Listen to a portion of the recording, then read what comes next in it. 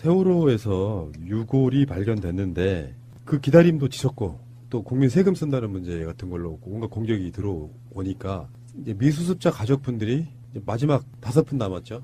네. 그분들이 이제 빈 관으로 장례식까지 치르고 난 뒤에 그 장례식 이전에 세월호에서 사람 뼈로 추정되는 유골이 나왔다는 사실을 숨겼다는 거예요. 근데 원래는 이제 선체조사이라는 기구가 세월호 수색하면서 같이 이렇게 유기적으로 연동을 해야 되는데 그것을 선체조사위원회에 통보를 안 하고 숨겼다는 겁니다. 이게 보니까 해수부의 소속이죠. 현장수습본부 김현태 부본부장이 이게 알리지 못하게 막았대요. 결국은 해수부인데 우리 때 착각이 있잖아요. 대통령이 바뀌면 행정부의 모든 게 다 바뀌어. 이런 거하고 똑같은 개념이야. 그건 아니고 지금까지 세월호를 담당해왔던 해수부 직원들은 그대로일 거란 말이에요. 그렇죠. 예. 장관만 바뀐 상태인 상황인데 무슨 의도로 그걸 알리지 않았는지 가족들은 떠나려고 하고 인내 한계가 있는 거잖아요. 그렇죠. 그리고 더 이상 이제 세월호 수색하기 못할 정도가 되니까 또 오랜 시간이 걸려서 세월호를 직립해야 되는 상황까지 왔어요.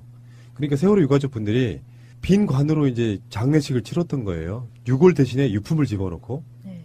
만약에 그 사이에 유골이 발견됐다고 그러면 선체 수색 계속해야 된다는 여론이 또 몰려들 거다. 그렇죠. 예. 그래서 그걸 감춘 건지 어쩐 건지 모르겠지만 이렇게 돼서 문재인 대통령이 경로하신 거예요. 본인 스스로가 세월호 대통령이라고 할 만큼 그 부분에 대해서만큼은 진상조사 이런 것들을 굉장히 중요하게 생각하고 있고 24일 날 국회에서 제2기 특조위 관련된 법 이게 통과되느냐 마느냐까지 연결되어 있는 부분에서 잠정적으로 기다려왔던 부분이 있었습니다. 근데 세월호 유골이 발견됐는데 은폐를 냈다. 그래서 대통령이 정말 이해할 수 없는 일이 벌어졌다 이렇게 한 점 의혹 없이 투명하게 공개하라 이런 지시를 내렸다는 거예요. 아까 명동님이 말씀하신 그 김현태 부본부장 있죠. 그 부분 그 사람이 이렇게 이야기했대요. 내가 책임질 테니 유골 수습 사실을 누구에게도 알리지 말라고 현장에 있던 관계자들한테 그렇게 직접 지시를 했다고 합니다. 이게 사실관계를 다시 한번 확인해봐야겠지만 어떻게 책임지겠다는 건지 도저히 이해할 수가 없네요. 왜 그랬는지도 되게 궁금한데 예. 지금 김영춘 장관은 이 사람을 그냥 오늘 바로 해임을 해버렸어요. 예. 해임한다고 보직 해임 된 거예요. 네. 보직 해임. 그렇지만 해임을 했다고 해서 이 사람이 책임을 다 안 지고 그냥 나가는 게 아니라 끝까지 조사를 해서 왜 그랬는지 이유가 네. 뭔지를 파헤쳐야죠. 그렇게 하겠죠. 네. 이 사람이 기존의 해수부 공무원이었다고 하면 뭐 문재인 정부를 위해서 유골 발견된 사실을 알리지 않았겠냐. 그건 아닐 거 아니에요. 뭔가가 있는 거예요. 네. 이유가 있겠죠. 예, 좀 전에 말씀드렸던 것처럼 뭐 그것 때문에 선체 조사를 중단하네 만에 이런 문제만은 아닐 가능성이 있다는 거예요. 이유가 뭘까? 난 정말 궁금해집니다. 그리고 여기에 나와 있는 이 손목뼈 한 점이잖아요, 지금. 그런데 이거 한 점뿐만이 아닐 수도 있잖아요. 그렇죠. 네. 네. 더 있을 수도 있을 것 같아요. 그러니까 해수부 전체적으로 암묵적으로 뭔가 형성되어 있는 뭔가가 있다 저는 이렇게 봐요. 이 김현태 부본부장이라는 사람이 올라온 게시물들을 보니까 503호 때부터 계속 있었던 사람이라고 하네요. 푸른나무님 말씀대로 장관만 바뀐 거예요, 해수부가. 그 실무자들은 그냥 계속 있는 것 같고. 장관들은 본인들이 장관이 되고 나면 기존에 일하던 사람들을 그 자리에 제일 잘할 테니까라고 유명하지만 어쩌면 정치권에 계시는 분들은 세월호의 의혹에 대해서 다 모를 가능성이 있습니다. 그래서 선체조사위원회건 뭐건 간에 구성들을 보면서 저 사람들이 정말로 세월호에 제기된 의혹들을 다 알고 있을까? 이런 생각도 하게 되는 그런 부분들이 있거든요. 세월호 문제는 유가족 분들이 저렇게까지 오랜 시간 동안 투쟁하는 이유가 다 있습니다. 상상을 초월하는 의혹들이 있다는 거 말씀드리고요. 안일하게 알아서 잘 해주겠지라고 뭔가를 맡긴다고 하는 것 자체는 저는 굉장히 불편한 일이다 이렇게 생각하고요. 대통령 입장에서도 정말 경로할 수밖에 없는 바로 그런 사안이 아닌가 싶어요. 미디어 오늘 정상근 기자 출동. 네, 안녕하십니까. 예. 출동했어요. 그럼 뉴스를 쏟아부어 보세요. 네, 쏟아붓기 시작할까요? 예. 네, 그 박근혜 전 대통령이 세월호 참사 이틀 뒤에 성형 시술을 받았다는 의혹이 제기가 됐습니다. 의혹에 받았어요. 받았다는 의혹 수준인 것 같아요. 아직 이게 뭐 재판 결과가 나온 건 아니기 때문에. 재판이요? 뭐 이 성형 시술한 걸 재판을 얘기해? 그러니까 뭐 특검의 특검에서 이제 그 박영수 특검 있잖아요. 예. 그 박영수 특검에서 일종의 이제 재판부에 제출한 수사 보고서에 이런 내용이 나와 있다는 시술을 거죠. 받았다. 네. 그러니까 세월호 참사 이틀 뒤를 좀 돌이켜서 생각을 해보시면은, 예. 네, 뭐 물론 실종자 가족들은 물론이고 또 국민들도 그렇죠. 엄청나게 큰 네, 시리에 빠져 있을 때 세수도 못할 때인데요, 이때는. 그렇죠. 뭐 아직 세수를 수백 명의 세수를 못해서 얼굴이 푸석푸석해갖고 시술을 받았나요?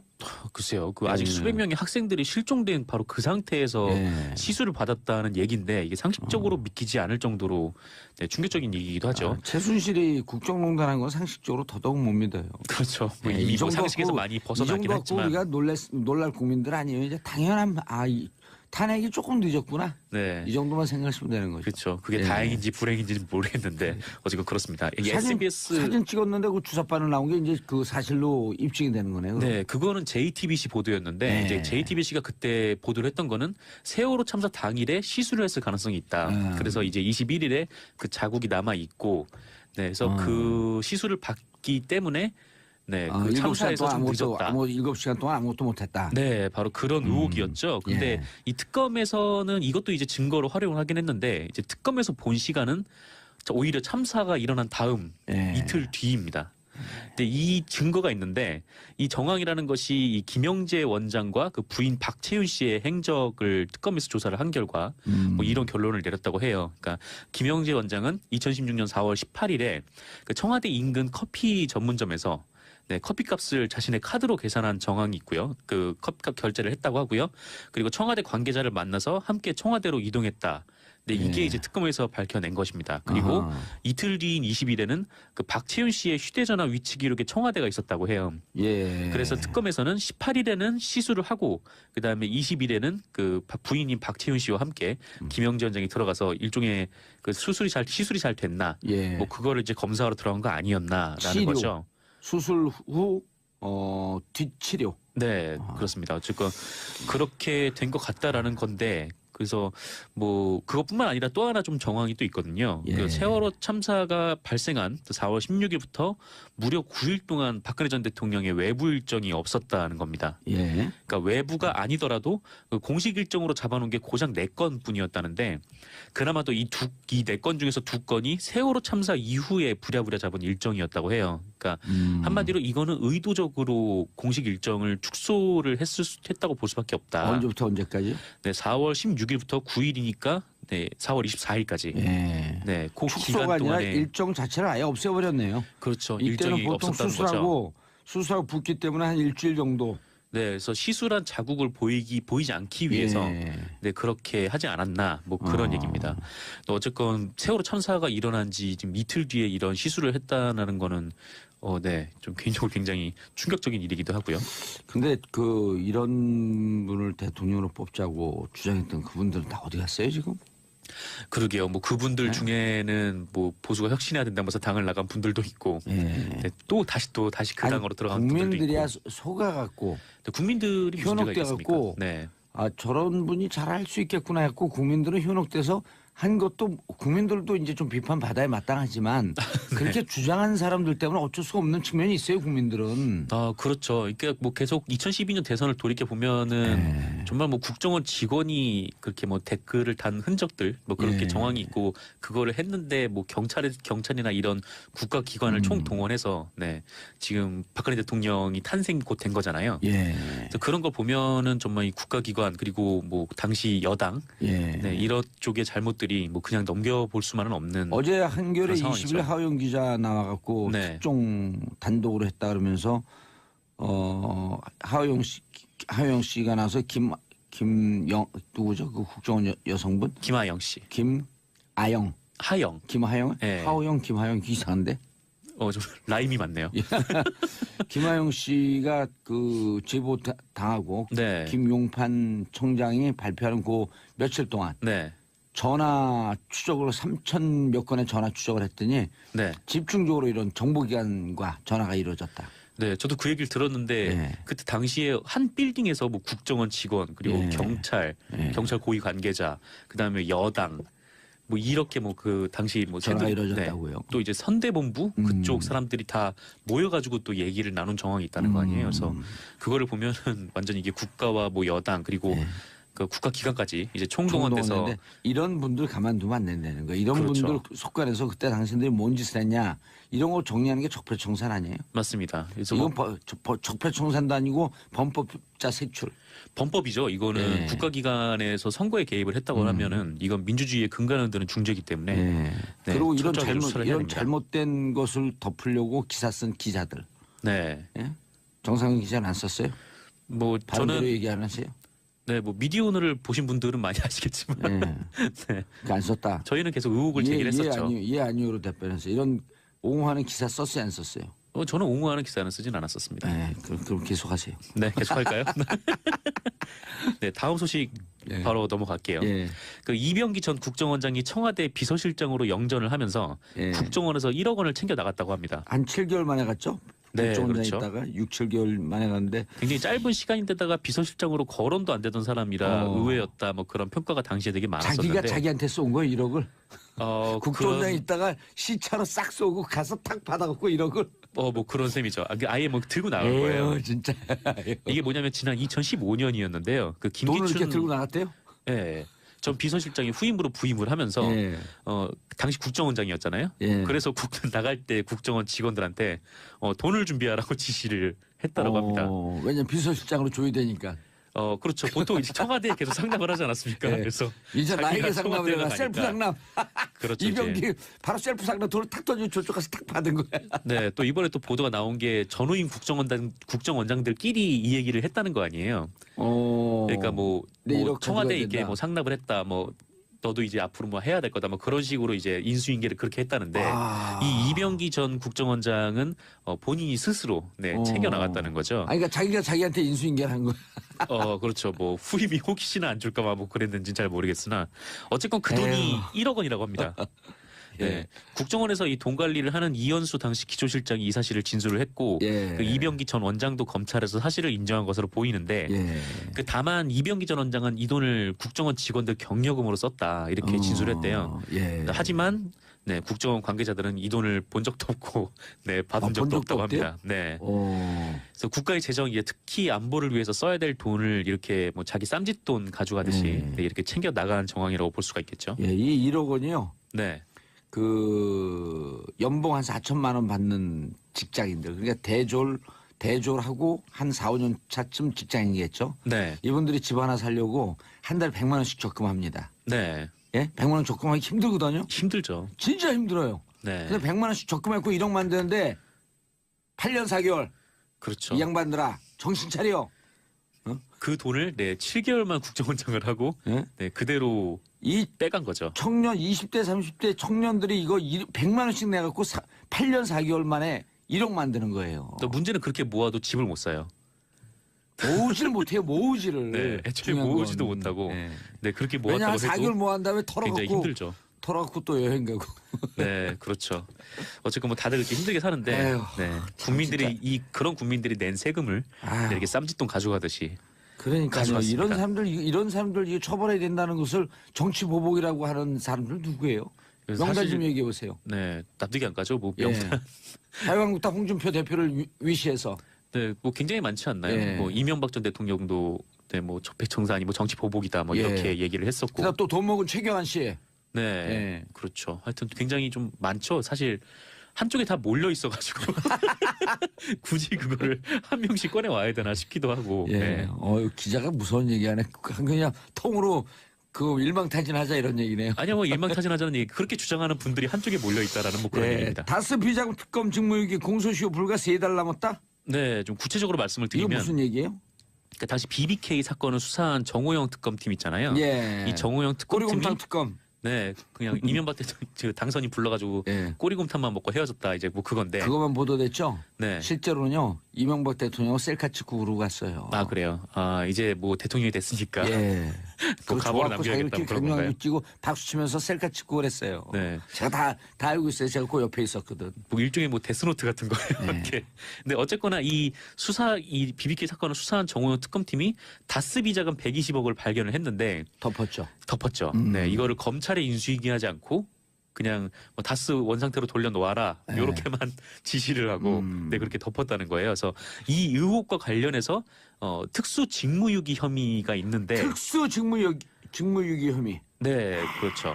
네, 세다. 특정 범죄 가중처벌법의 특수직무유기에 해당한다. 뭐 그런 주장이 특가법상. 있어요. 네, 형은요? 네, 센 법이죠. 예, 형은 뭐 형은 정확히 제가 잘 모르겠습니다. 그런 걸 좀 영혼 있게 좀 조사를 해갖고 오세요. 왜냐면 형이 좋거든 동생보다. 네, 죄송해요, 형.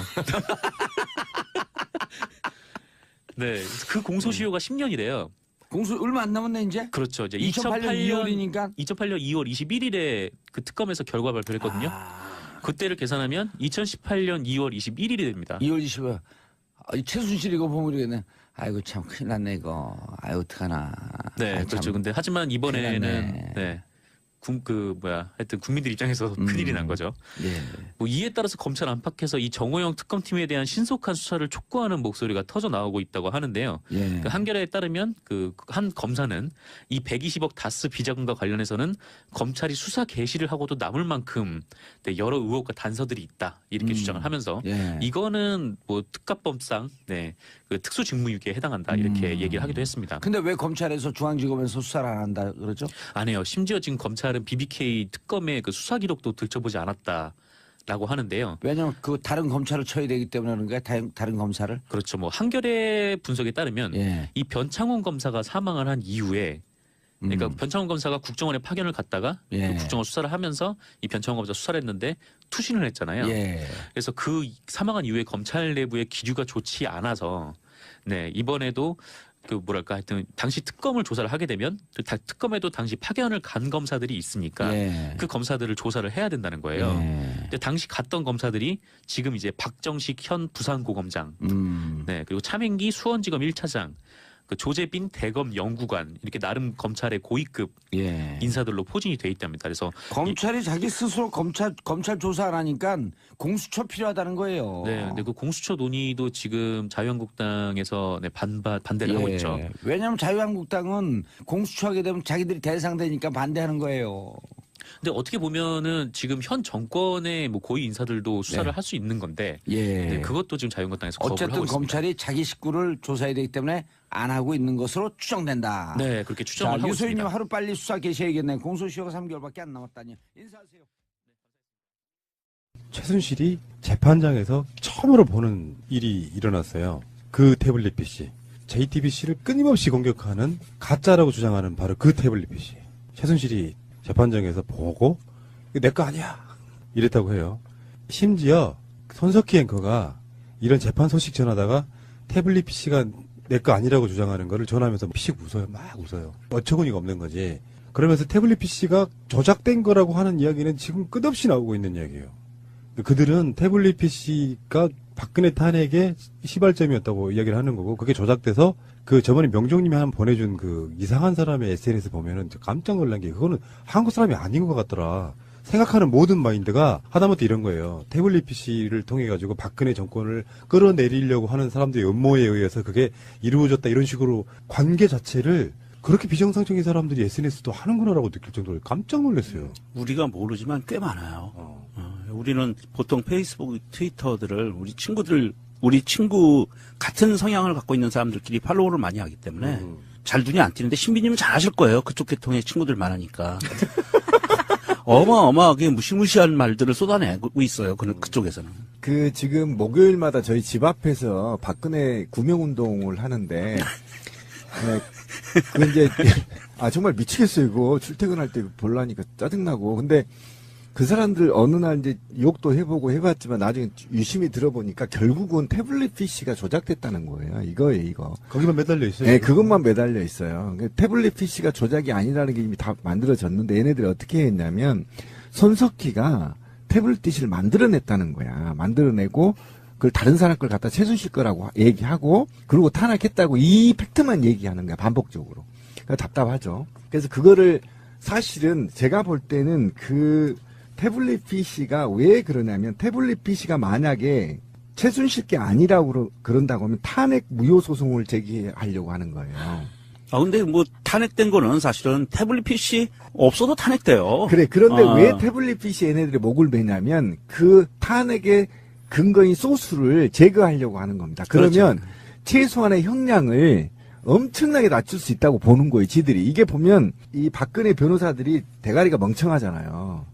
진짜 멍청해요, 제가 볼 때. 이런 식으로 하면 형량이 낮춰지니까 더 강화되거든요. 그러니까 그런 측면에서 사실은 이 부분이 접근을 해야 되는데 왜 자꾸 태블릿 PC 얽매이고 다른 거를 다 놓치는지 난 이해를 못 하겠어요. 사실 그 박근혜 측 변호인들과 지지자들은 박근혜 지금 재판이 진행되고 있는 것을 재판의 개념이 아니라 정치 싸움으로 몰고 가고 싶어 하는 거예요. 태블릿 PC를 계속 그 진위 공방을 벌이면서 이거는 아니다라고 이야기하는 것 자체가 정치적인 그 행위들이고 발언들이지 이게 재판과는 전혀 별개의 문제들이거든요. 그러면 실제로 재판정에서 이 태블릿 PC에 대해서 최순실이 한 말이 있어요. 큰일 났네. 오늘 태블릿 PC를 처음 봤는데 저는 이런 태블릿 PC를 쓰지 않았습니다. 고영태가 기획한 것에 검사님들도 일부 가담을 했거나 JTBC가 기획된 국정농단을 한 것이 아닌가 하는 의심을 1년 동안 해왔습니다. 저는 오늘 이 태블릿 PC를 처음 봤습니다. 그럼 당신 셀카가 왜 있는지를 설명해야 될 것 같고 이런 방식이라 그러면 법에서의 그 여지가 없겠죠. 개전의 여지가 없고요. 그러니까 정상 그리고- 참작의 여지는 전혀 없습니다. 그리고 이제 그 유명한 최순실의 변호사 이경재 씨. 1년 만에 천신만고 끝에 태블릿 PC 현물이 제출돼 이 사건의 전체적인 진상을 규명하는데 큰 도움이 될 것이라고 생각합니다. 이후 이미징 작업을 통해 저희들 나름대로 이 사건 태블릿 PC 관련된 부분을 규명하는데 노력하겠습니다. 보니까 여기에 진짜 목숨 걸었네. 분위기가 그렇네요. 천신만고 끝에. 아이고 정말로. 그러니까 최순실은 일단 이 태블릿 PC를 쓴 적이 없다라고 이야기를 주장을 계속 할 것처럼 보이고 근데 그러면은 박근혜가 초반 1, 2차 담화 때 했던 이야기들은 뭐야? 아니, 그러니까 이 태블릿 PC를 갖고 이제 흠집을 내려고 하는데 이게 이제 그 손석희 앵커와 특검 그다음에 탄핵 헌법재판소 재판관들 이 사람들을 다 묶어가지고 하나의 기스를 내려고 하는 거예요. 살짝 상처를 내서 거기서부터 시작해서 후벼 파보겠다는 건데 이런 정치적인 의도로 하는 것들이 법정에서 먹히지가 않고요. 법정에서는 법에 대해서 얘기하는 거거든요. 자, 그러면 검찰은 이걸 증거로 내면서 했던 여러 가지 이야기가 있거든요. 저희들이 이 태블릿 PC를 수사 초기에 누가 사용했는지 확인할 수 없었습니다. 그러나 처음에 태블릿 PC 안에 있는 자료들이 최 씨의 동선과 일치한다는 점과 정호성 전 청와대 부속비서관의 진술 등을 확인해 최 씨가 이 태블릿 PC를 사용했다고 증거로 낸 것입니다. 그러니까 태블릿 PC인 주인이 누구냐 이렇게 물어보니까 최순실이가 자기가 아니라 그런 거잖아. 자기가 돈 주고 안 샀으니까. 네. 이어서 그런 부분에도 불구하고 변호인께서 계속 의혹을 제기하고 외부에서도 태블릿 PC가 조작됐다고 주장합니다. 그래서 이게 감정을 실시했는데요. 네. 전원을 켜지 않고 외관에 대해서만 감정을 실시했는데 앞서 검찰은 태블릿 PC 전원을 켜면 저장된 자료의 해시값이 변경돼서 저장 자료의 동일성을 알 수 없습니다. 계속 업데이트가 된다는 소리예요. 그렇죠. 그래서 또 다른 의혹을 불러올 수 있다고 얘기했고 재판부가 이걸 받아들였어요. 그러니까 지금 재판장에서는 그걸 키지 않았는데 이것을 이제 국가수로 넘겨요. 검찰이 갖고 있던 거를 진위 여부를 확인하기 위해서. 그때는 어차피 캐야 될 거 아니에요. 내용을 봐야 되니까. 그렇죠. 그중에 대표적인 인물 태블릿 PC만 갖고 1년 동안 이야기했던 사람 하나가 있었죠. 보수 논객 변희재 씨입니다. 변희재. 농객이란 말 붙이지 마시죠. 보수? 아니 극우 농객이죠. 보수가 아닙니다. 그 아이는. 아니 페이먼트 음. 언론사를 운영하는 그렇죠. 네, 변희재는 이제 미디어워치를 통해서 태블릿 PC와 관련된 의혹을 계속해서 제기해 왔는데 이날 이렇게 말을 합니다. 어제 태블릿 PC 검증 절차에 참여하겠다고 신청서를 냈는데 대한 애국당 출신이라고 안 받아줘서 오늘 방청하러 왔습니다. 근데 그 아이는 아직도 구속이 안 됐나요? 벌금은 엄청 맞은 것 같은데 참 벌금 이게- 내주는 사람이 있으니까. 있었으니까. 네, 자, 있었으니까. 사실 이제 그 팩트에 대해서 말씀드리면 이 태블릿 PC는 전원을 절대 켜면 안 돼요. 그래서 지난 1년 동안 전원을 안 킨 걸로 알고 있고요. 이것을 검증할 때는 이 안에 들어있는 메모리에 저장되어 있는 자료를 따로 이미징 작업을 해서 떠서 카피를 해서 이제 다른 PC에서 검증 작업을 하거든요. 이제 그런 절차를 가는 거기 때문에 이거는 법원에서도 판사가 이거는 맞다 그러고서는 전원을 켜지 않고 외관 검사만 한 거고 요대로 넘기면 이제 요거 자체가 그대로 움직이는 거예요. 전원 켜지 않고 검증이 끝날 때까지. 그러니까 최순실이 최고의 인생에서 실패가 노승일이라고 얘기를 했었잖아요. 그다음에 두 번째 실패가 이 태블릿 PC인데 우리가 지금 질문을 잘못 던졌어요. 이 태블릿 PC가 네 거냐 이렇게 물어보면 안 되고요. 맞아. 태블릿 PC가 네가 썼냐 이렇게 물어봐야 돼요. 지가 지 돈 주고 그 삼성 것 사지 않았을 거거든요. 그렇다고 치면 이게 왜 걔네들이 그러냐면 그러니까 2016년 7월 말에 미르재단 대기업 출연금이 최초 보도되고 이게 거의 언론인자 장악됐던 거 아닙니까? 그때 당시. 그래서 이게 수면 아래로 꺼지려고 했는데 JTBC가 갑자기 이 태블릿 PC를 10월 24일 날 보도를 해버려요. 그래서 급기야 이제 이게 1차 촛불로 연결이 되고 일파만 막 커져서 극우 박사모들은 이 태블릿 PC 때문에 탄핵됐다고 보는 거예요. 그래서 그 태블릿 PC를 공격하면 탄핵을 무효시킬 수 있다는 희망을 갖고 싸우고 있는 겁니다. 지금. 맞습니다. 그래서 그러는 거예요. 지푸라기 같은 거예요. 예, 지푸라기 같은 거죠. 그래서 어쨌든 이 태블릿 PC가 기고 안 기고 이게 최순실 거고 아니고 이게 문제가 아니야. 이미 다 범죄 사실이 드러났는데 그래서 제가 변호사 측을 욕하는 겁니다. 바보처럼. 지금 이미 그럴 단계가 아니다. 온갖 것의 범죄들이 지금 다 들통이 났고 고백했고 관련자들이 다 하고 있는데 아직도 변호사들은 그 돈 많이 받으면서 국정원에서 준 돈으로 받았을 가능성도 있어요. 현금으로 줬다면서요. 변호사비를 다. 네. 5만 원권으로. 그런 돈을 받아가면서 그 고생을 하면서 태블릿 PC를 1년 내내 갖고 싸우냐고. 다른 걸로 좀 형량을 좀 낮추거나 뭔가 좀 반박해야 되는데 공부도 안 하고 돈만 처먹고. 전 변호사 측이 문제 있다 생각해요. 그리고 거기는 구구 농객들을 동원해가지고 말이야 헛소리나 내고 있고 구구 농객들도 다 그 국정원에서 돈 받고 움직였다는 거 아니겠습니까? 그럼 그 정도로 다 밝혀졌는데 누가 그런 애들 국민들이 봤을 때 변희재가 기사 쓴다고 해서 그 기사를 신뢰할 대한민국 국민이 누가 있냐고요. 변희재는 정치적 그 틈새 시장에서 그걸로 먹고 사는 거예요. 어그로로. 뭐 저는 그렇게 보고요. 국정원 돈 받고 글 쓰고 사회운동 했다는 것이 밝혀졌음에도 불구하고 뻔뻔하게 공적인 자리에 나타나는 것 자체가 이렇게 뻔뻔한 인물이 있나 싶을 정도예요. 아니, 뻔뻔함을 지나서 이게 불법 행위가 곧 밝혀져서 이제 수사를 받을 거 아닙니까? 또 우리나라가 정말 자유 대한민국은 맞긴 맞나 봐. 그죠? 아니 진짜 나 그런 생각을 만약에 우리 새날이 국정원 돈 받아서 운영했다고 했으면 어떻게 돼? 이미 문 닫았잖아 이거. 왜 이게 잣대가 다르냐고. 구구하고 우리는. 나 이런 사이가 정말 지긋지긋해 이제. 우리한테는 한 가지만 잘못하면 인생 조지고 그러니까 쟤네들은 뭐 엄청나게 개지랄을 해도 아무 이상 없이 당당하게 법정에 나타나서 태블릿 PC 우리는 민주주의를 믿고 민주주의가 자리 잡히기를 바라는 사람들이고 그래서 민주주의 법적 절차에 의해서 움직이기를 바라는 사람들이기 때문에 그렇고요. 저놈들은 그 민주주의라는 개념 자체가 없고 내 맘에 안 들면 다 죽여 개념이기 때문에 그렇게 흘러갔던 그 기억들과 경험들 때문에 그렇게 탄압을 우리가 또 받았던 거고 그런 거지. 사실은 이제 문재인 대통령이 철저한 민주주의자이기 때문에 뭐 그런 얘기입니다. 또 어쨌건 세월호 참사가 일어난 지 지금 이틀 뒤에 이런 시술을 했다는 거는 네, 좀 개인적으로 굉장히 충격적인 일이기도 하고요. 근데 이런 분을 대통령으로 뽑자고 주장했던 그분들은 다 어디 갔어요 지금? 그러게요. 뭐 그분들 네. 중에는 뭐 보수가 혁신해야 된다면서 당을 나간 분들도 있고, 예. 네, 또 다시 그 당으로 들어간 분들도 있고. 국민들이야 속아갖고 네, 국민들이 무슨 문제가 있겠습니까? 현혹돼갖고 네. 저런 분이 잘할 수 있겠구나 했고 국민들은 현혹돼서 한 것도 국민들도 이제 좀 비판 받아야 마땅하지만 그렇게 주장하는 사람들 때문에 어쩔 수가 없는 측면이 있어요. 국민들은. 그렇죠. 그러니까 뭐 계속 2012년 대선을 돌이켜 보면은 정말 뭐 국정원 직원이 그렇게 뭐 댓글을 단 흔적들 뭐 그렇게 예. 정황이 있고 그거를 했는데 뭐 경찰이나 이런 국가기관을 총 동원해서 네 지금 박근혜 대통령이 탄생 곧 된 거잖아요. 예. 그래서 그런 걸 보면은 정말 이 국가기관 그리고 뭐 당시 여당 예. 네, 이런 쪽의 잘못들이 뭐 그냥 넘겨볼 수만은 없는 어제 한겨레 그런 20일 상황이죠. 하우영 기자 나와갖고 네. 특종 단독으로 했다 그러면서 하우영 씨가 나서 누구죠? 그 국정원 여성분 김하영 씨, 김하영 네. 하우영 김하영 이상한데 좀 라임이 많네요. 김하영 씨가 그 제보 당하고 네. 김용판 청장이 발표하는 그 며칠 동안 네. 전화 추적으로 3,000 몇 건의 전화 추적을 했더니 네. 집중적으로 이런 정보기관과 전화가 이루어졌다.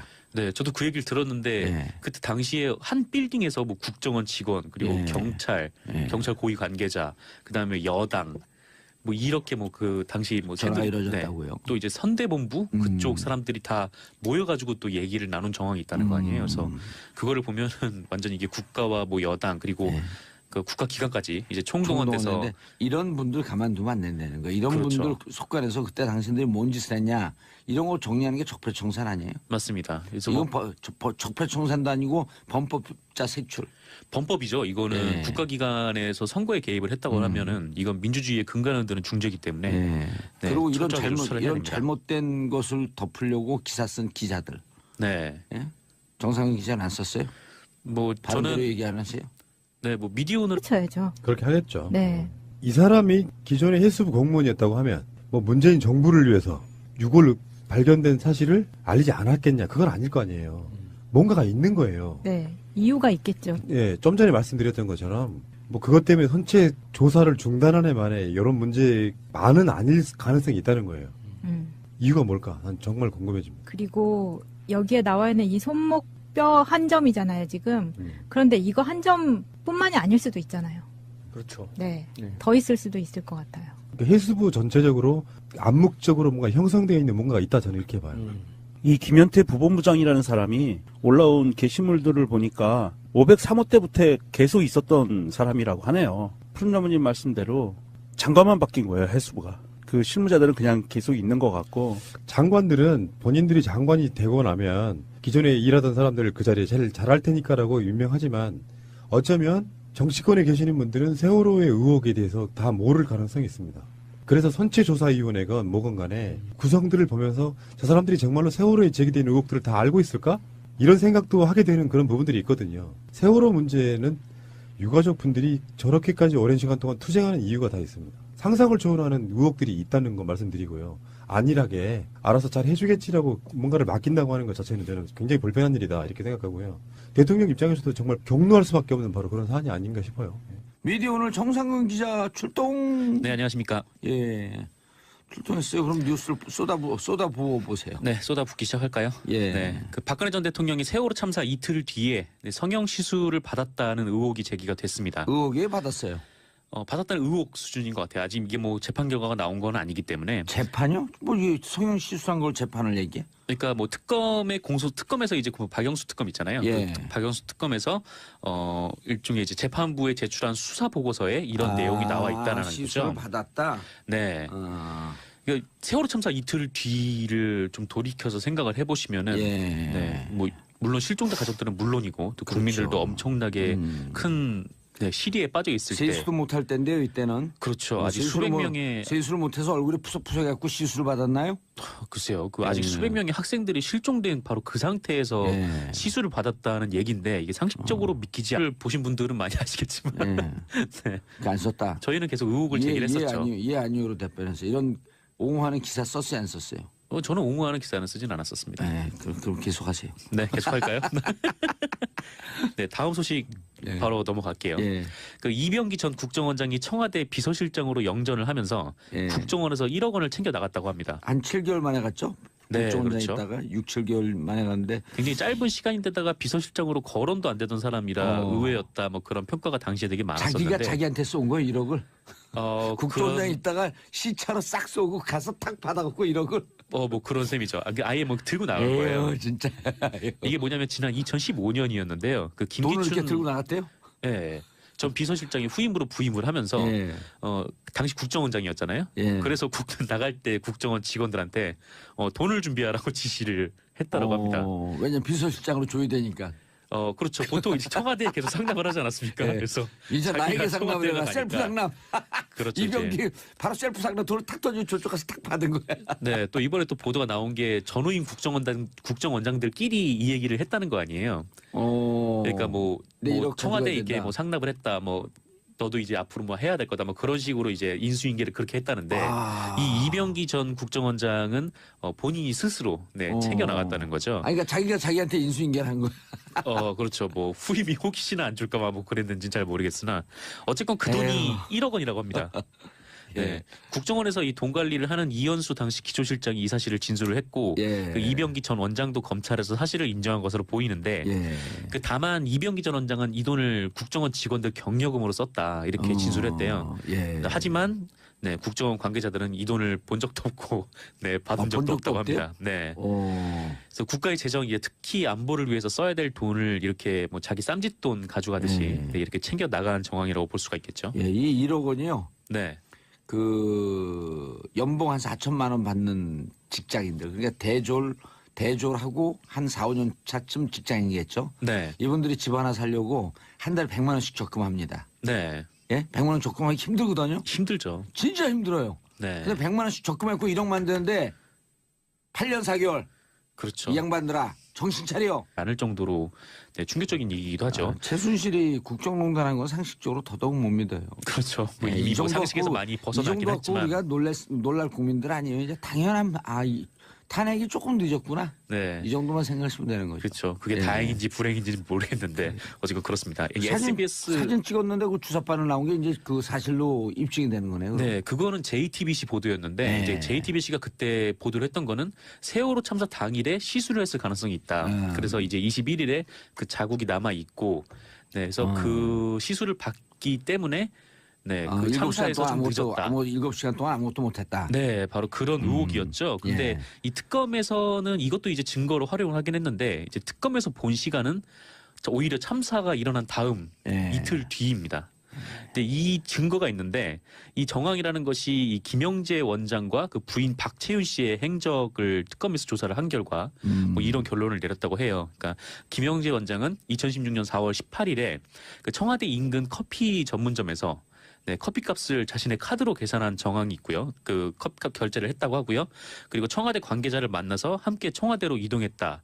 네, 이게 이제 특검에서 밝혀낸 것입니다. 그리고 아하. 이틀 뒤인 20일에는 그 박채윤 씨의 휴대전화 위치 기록에 청와대가 있었다고 해요. 예. 그래서 특검에서는 18일에는 시술을 하고 그다음에 20일에는 그 부인인 박채윤 씨와 함께 김영재 원장이 들어가서 일종의 그 시술이 잘 됐나 예. 뭐 그거를 이제 검사하러 들어간 거 아니었나라는 치료. 거죠. 수술 후 뒷치료. 네, 그렇습니다. 어쨌건 그렇게 된 것 같다라는 건데 그래서 뭐 그것뿐만 아니라 또 하나 좀 정황이 또 있거든요. 예. 그 세월호 참사가 발생한 4월 16일부터 무려 9일 동안 박근혜 전 대통령의 외부 일정이 없었다는 겁니다. 예. 그러니까 외부가 아니더라도 그 공식 일정으로 잡아놓은 게 고작 4건뿐이었다는데 그나마도 이 4건 중에서 2건이 세월호 참사 이후에 부랴부랴 잡은 일정이었다고 해요. 그러니까 한마디로 이거는 의도적으로 공식 일정을 축소를 했다고 볼 수밖에 없다. 언제부터 언제까지? 네, 4월 16일부터 9일이니까 네, 4월 24일까지. 예. 네, 그 축소가 기간 아니라 동안에 일정 자체를 아예 없애버렸네요. 그렇죠. 이때는 일정이 보통 없었다는 거죠. 수술하고 붓기 때문에 한 일주일 정도. 네, 그래서 시술한 자국을 보이지 않기 위해서 예. 네, 그렇게 하지 않았나. 세월호에서 유골이 발견됐는데 그 기다림도 지쳤고 또 국민 세금 쓴다는 문제 같은 걸로 뭔가 공격이 들어오니까 이제 미수습자 가족분들이 이제 마지막 5분 남았죠. 네. 그분들이 이제 빈 관으로 장례식까지 치르고 난 뒤에 그 장례식 이전에 세월호에서 사람 뼈로 추정되는 유골이 나왔다는 사실을 숨겼다는 거예요. 근데 원래는 이제 선체조사이라는 기구가 세월호 수색하면서 같이 이렇게 유기적으로 연동을 해야 되는데 그것을 선체조사위원회에 통보를 안 하고 숨겼다는 겁니다. 이게 보니까 해수부의 소속이죠. 현장수습본부 김현태 부본부장이 이게 알리지 못하게 막았대요. 결국은 해수부인데 우리 때 착각이 있잖아요. 대통령이 바뀌면 행정부의 모든 게 다 바뀌어. 이런 거하고 똑같은 개념이야. 그건 아니고 지금까지 세월호를 담당해왔던 해수부 직원들은 그대로일 거란 말이에요. 그렇죠. 예. 장관만 바뀐 상태인 상황인데 무슨 의도로 그걸 알리지 않았는지 가족들은 떠나려고 하고 인내 한계가 있는 거잖아요. 그렇죠. 그리고 더 이상 이제 세월호 수색하기 못할 정도가 되니까 또 오랜 시간이 걸려서 세월호를 직립해야 되는 상황까지 왔어요. 그러니까 세월호 유가족 분들이 빈 관으로 이제 장례식을 치렀던 거예요. 유골 대신에 유품을 집어넣고. 네. 만약에 그 사이에 유골이 발견됐다고 그러면 선체 수색 계속해야 된다는 여론이 또 몰려들 거다. 그렇죠. 예. 그래서 그걸 감춘 건지 어쩐 건지 모르겠지만 이렇게 돼서 문재인 대통령이 경로하신 거예요. 본인 스스로가 세월호 대통령이라고 할 만큼 그 부분에 대해서만큼은 진상조사 이런 것들을 굉장히 중요하게 생각하고 있고 24일 날 국회에서 제2기 특조위 관련된 법 이게 통과되느냐 마느냐까지 연결돼 있는 부분에서 잠정적으로 기다려왔던 부분이 있었습니다. 근데 세월호 6월이 발견됐는데 은폐를 냈다. 그래서 대통령이 정말 이해할 수 없는 일이 벌어졌다 이렇게 한 점 의혹 없이 투명하게 공개하라 이런 지시를 내렸다는 거예요. 아까 명정님이 말씀하신 그 김현태 부본부장 있죠. 그 부분 그 사람이 이렇게 이야기했대요. 내가 책임질 테니 6월 수습 사실을 누구에게도 알리지 말라고 현장에 있던 관계자들한테 그렇게 직접 지시를 했다고 합니다. 이게 사실관계를 다시 한번 확인해 봐야겠지만 어떻게 책임지겠다는 건지 도저히 이해할 수가 없네요. 왜 그랬는지도 되게 궁금한데 예. 지금 김영춘 장관은 이 사람을 그냥 오늘 바로 해임을 해버렸어요. 예, 해임한다고. 보직 해임 된 거예요. 네, 보직 해임. 그렇지만 해임을 했다고 해서 이 사람이 책임을 다 안 지고 그냥 나가는 게 아니라 끝까지 조사를 해서 왜 그랬는지 이유가 예. 뭔지를